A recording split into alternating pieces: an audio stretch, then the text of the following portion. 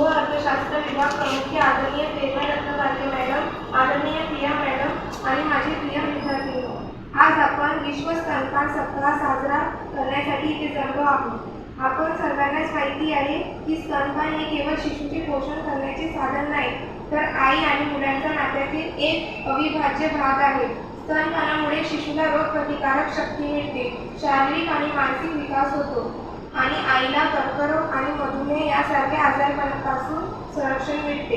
याच्या अनुषंगाने आज आपण स्तनपानाच्या महत्त्वावर चर्चा करणार आहोत आणि याबाबत जागरूकता निर्माण करणार आहोत. या वर्षाचा विषय आहे closing the gap, breast feeding support to all. मुलं व आई यांच्यातील अंतर भरून काढण्यासाठी स्तनपान करण्याकरिता स्त्रियांना समर्थन करा. आजच्या कार्यक्रमात प्रमुख अतिथी माननीय डॉक्टर अग्रवाल मॅडम यांचे स्वागत. प्राध्यापक प्रेरणा रत्नबारके मॅडम करतील अशी मी त्यांना विनंती करते.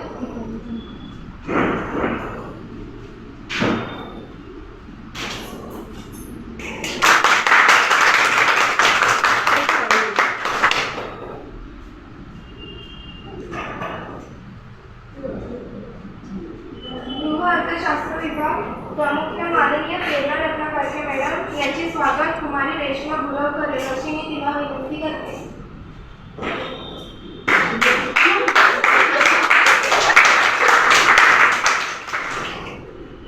धन्यवाद मॅडम. करेल अशी मी तिला विनंती करते.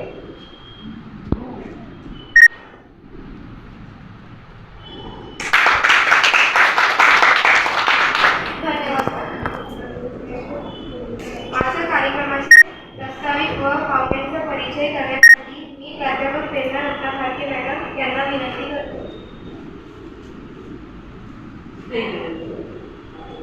आजच्या विश्व स्तनपान दिवसाच्या प्रमुख अतिथी आदरणीय डॉक्टर मीना पगारवार, तुमच्या सर्वांच्या आवडत्या प्रियांना आणि माझ्या विद्यार्थी, सर्वांनाच माहिती आहे की आपण दरवर्षी विश्व स्तनपान सप्ताह म्हणजे वर्ल्ड ब्रेस्ट फीडिंग हा साजरा करतो. ॲक्च्युली हा दिवस साजरा करण्याचं एक महत्त्व आहे. हा दिवस फक्त आपण एक सप्ताह म्हणून साजरा करत असतो आणि तो नेहमी ऑगस्ट महिन्याच्या पहिल्या आठवड्यात त्यानंतर नाही किंवा त्या आधी पण नाही.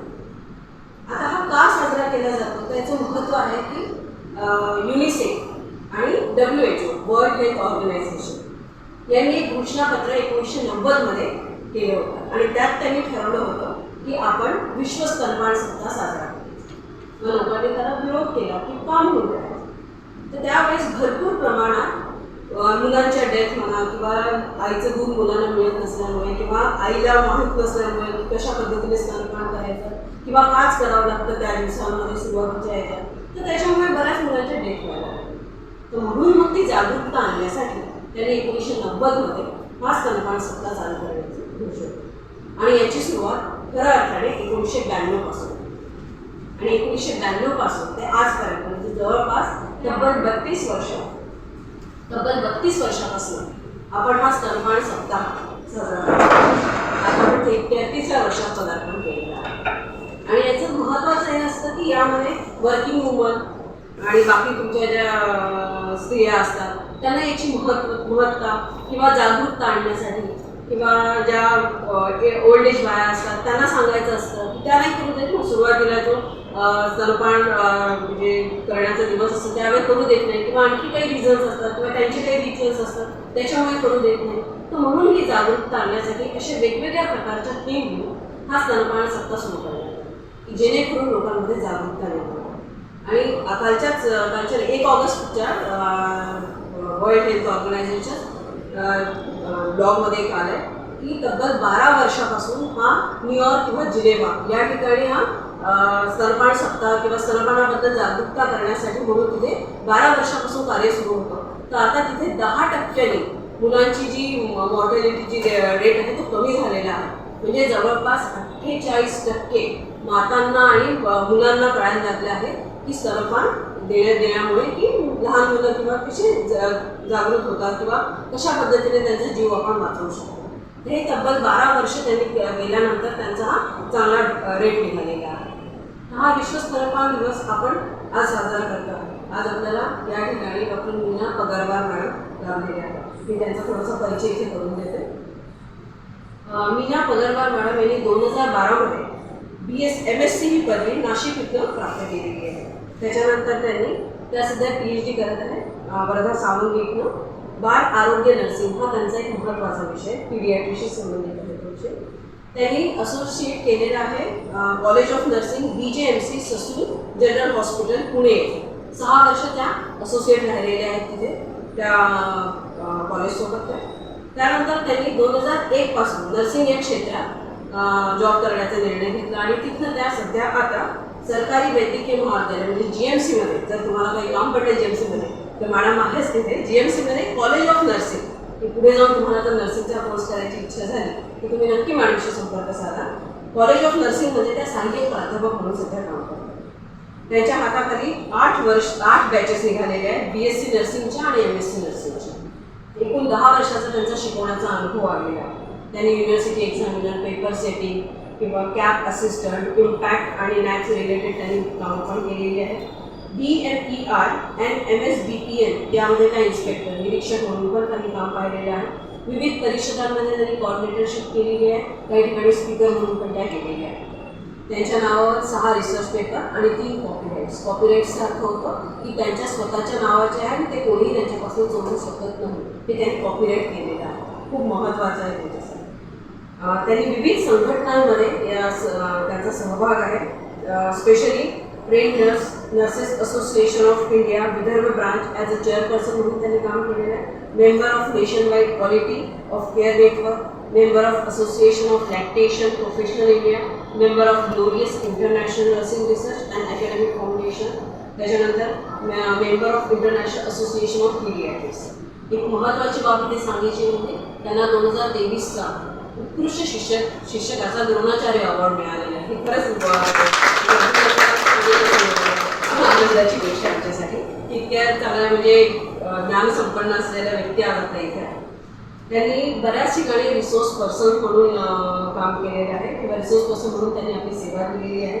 त्यांनी काही कॉन्फरन्स ऑर्गनाईज केलेले आहेत की ज्या पीडियाट्रिक्स किंवा national conference on a force of change, skill development अशा काही विषय घेऊन त्यांनी सेमिनार आणि वर्कशॉप ऑर्गनाईज केले आहे नॅशनल इंटरनॅशनल लेवलवर.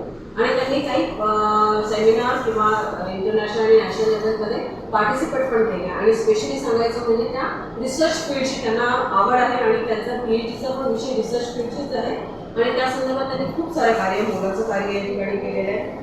डाटा मॅनेजमेंट अँड रिपोर्ट रायटिंगमध्ये दिलं आहे. स्पेशल म्हणजे स्वयंचा ऑनलाईन कोर्स पण त्यांनी केला आहे डिस्क्रिप्टिव्ह स्टॅटिस्टिक्सचा. त्याच्यात त्यांनी स्वतः लेक्चर्स पण दिलेले आहेत. Research methodology workshop for PhD scholars in protocol writing अशा विविध स्तरावर त्यांनी आपली कामगिरी आणि छान ज्ञान संपन्न केलेलं आहे. अशा व्यक्ती आज आपल्याला इथे लाभलेल्या आहेत. नक्कीच आजच्या विषयाला अनुसरून त्या आपल्याला खूप काही चांगली माहिती देतील आणि त्या नर्सिंगच्या आणि चाइल्ड हेल्थशीच रिलेटेड असल्यामुळे नक्कीच आपल्याला त्याचा फायदा आहे. मी मॅडमचं आता संधी स्वागत करते आणि मला इथे बोलण्याची संधी दिली आहे.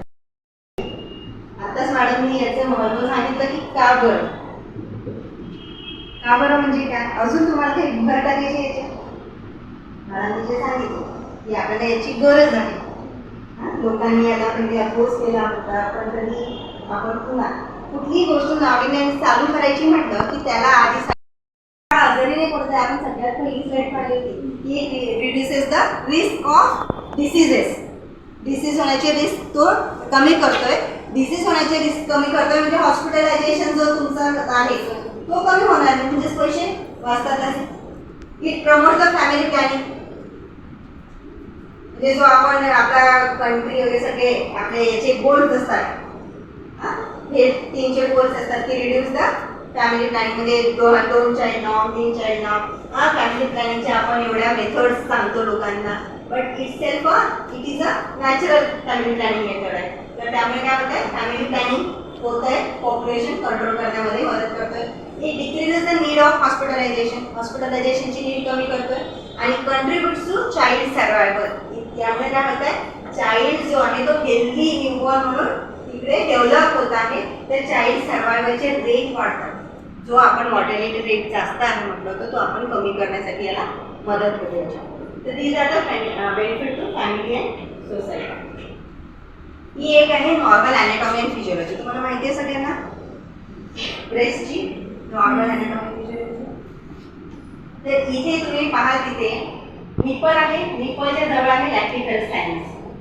लॅक्टिफेरस सायनसचं कनेक्शन आहे डक्टसोबत आणि इकडे आहे मिल्क सिक्रेटिंग सेल्स आणि मसल सेल्स. तर हा जो सगळ्यात पहिला असतो मसल सेल, याच्यामध्ये काय असतो ऑक्सिटोसिन जो असतो याला काय करतो कॉन्ट्रॅक्ट आणि रिलॅक्सेशन मध्ये त्याचं फंक्शन करतो. त्यानंतर मिल्क सिक्रेटिंग सेल्स म्हणजे काय करतो प्रोलॅक्टिन आहे, हा काय करतो मिल्क सिक्रीट करतो. म्हणजे जर मिल्क सिक्रीट होईल तेव्हा तो ड्रेन होईल. तर मिल्क सिक्रेशनचं काम झालं प्रोलॅक्टिनचं आणि मिल्क इजेक्शन म्हणजे जो म्हणजे बाहेर त्या ट्यूब मधनं पास आउट करायचं काम झालं. तो कोणाचं झाला ऑक्सिटोसिनचा. मी पहिले सांगितलं होतं की हॉर्मोन्स जे आहेत ते यामध्ये इम्पॅक्ट करतात आणि हेच जे हार्मोन्स जर ब्रेस्टफीडिंग नाही झालं तर हार्मोन तिथे कामालाच लागणार नाही. ऑक्सिटोसिनला काम नाही राहणार आणि प्रोलॅक्टिनला काम नाही राहणार. मग यांना काम नाही राहणार पण हे बॉडीमध्ये तर राहणार, मग यांचं माल फंक्शन सुरू होतं. तर इथे जर आपण प्रॉपर ब्रेस्टफीडिंग केलं तर हे काम करतील. प्रोलॅक्टिनला मिल्क सिक्रेशनचं काम आणि ऑक्सिटोसिनला मिल्क इंजेक्शनचं काम पडेल. म्हणजे ते प्रॉपरली तिथे त्यांचं सर्व्हिसिंग जे आपण म्हणतो गाडीला सर्व्हिसिंग करत राहिलं की गाडी बरोबर चालत राहते. तर इथे त्यांना आपण कामाला लावलं की हे पण बरोबर यांच्या रुटीनमध्ये राहतं. यातनं मग जातं जेव्हा मिल्क सिक्रीट होतं, मिल्क सिक्रीट झाल्यानंतर जो मसल सेल्स आहे तिथनं तो मिल्क त्या ट्युब्युल्स मधनं जातो लॅक्टिफेरस सायनसमध्ये. ते लॅक्टिफेरस सायनस कुठे ओपन होत आहे निप्पलमध्ये. तर बेबी जसा सक करतो तर बेबी सक करतो म्हणजे तिथे प्रेशर जनरेट होत आहे. तो जो आहे प्रेशर कुठला मसल सेल्स मधला मिल्क सिक्रेट जिथे झालेला आहे तिथनं तो त्या ट्यूबमधनं ओढतो. सक करतो म्हणजे काय करतो आपला तो व्हॅक्यूम क्रिएट करतो आणि तिथनं तो जो मिल्क सिक्रेट झालेला आहे तो बरोबर त्या ट्यूबमधनं येतो आणि थ्रू द निप्पल बेबी सक करू शकतो. हा अशा प्रकारे दीज आर द आपल्या बॉडीचे जे काय म्हणतात ऑर्गन्स आहेत हे याच्यासाठी मिल्कसाठी मिल्क प्रोडक्शनसाठी आणि मिल्क इंजेक्शनसाठी रिस्पॉन्स करतो. हा झाला एक रिफ्लेक्स आहे, प्रोलॅक्टिन रिफ्लेक्स म्हणतो याला आपण, कारण की हा प्रोलॅक्टिन हॉर्मोनशी रिलेटेड आहे आणि याला दुसरं नाव आहे मिल्क सिक्रिशन, कारण की हा काय करतो इफेक्ट करतो मिल्क सिक्रिशन मध्ये. तर हा पण काही काही ब्रेस्टमध्ये मिल्कच येत नाही, तर मग अशा वेळेस मग आपण त्यांना फॉर्म्युला देतो. मग आकार कमी येतं ते. तर त्याची जर त्यांच्या याच्यामुळे आहे काय म्हणतात त्याला फिजिओलॉजिकल काहीतरी इश्यू आतापासून आहेत ना, ते सांगते मी त्यांना प्रिपरेशन सांगते त्यांना नंतर. ठीक आहे, तर मदरचे बेनिफिट आहे मदर्स बेनिफिट. आता मदरला बेनिफिट येत आहे, बेबीला होत आहे. स्वतःच सिझेरियन झालेला आहे. मी स्वतः डॉक्टरला रिक्वेस्ट केली की मला माझ्या बाळाला फीड करायचंय. मॅडम जे म्हणतात ना असिस्टंट कोण आहे तुमच्यासोबत त्याच्यावर डिपेंड करतं, कारण की काय असतं आपल्या कन्सेप्ट आहेत म्हणजे आपले जे अँसेस्टर किंवा आपल्या आय ओल्ड काय म्हणतात त्याला आजी आजोबा जे घरी असतात ते सासू सासरे जे असतात ते काय म्हणतात की हा त्याचं थिकनेस म्हणून याचे जे कंटेंट्स आहेत ते त्यांना असं वाटतं की हा पचायला जड असतो. हा मिसकन्सेप्ट आहे लोकांचा की हा पचायला जड असतो म्हणून द्यायचा नाही. ते काय करतात जे पण सासू सासरे किंवा आई वडील आई वडील तरी आई मामा मावशी वगैरे जे असतात त्या याला सकआउट करतात, एक्सक्रीट करायला सांगतात आणि त्याला डिस्कार्ड करा म्हणतात.